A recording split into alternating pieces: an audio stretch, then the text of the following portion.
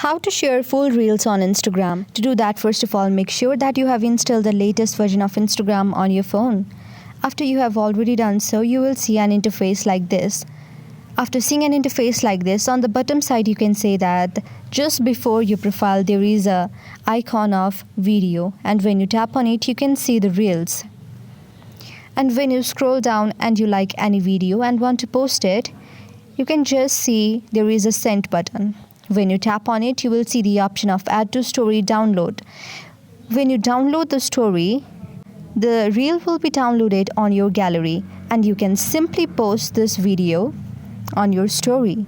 This way, the story will be posted more than 30 seconds.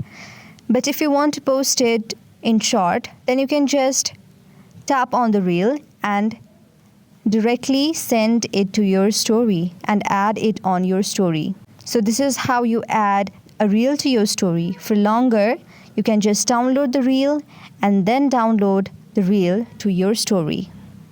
I hope this video helped you. If you like our video, please do subscribe our channel.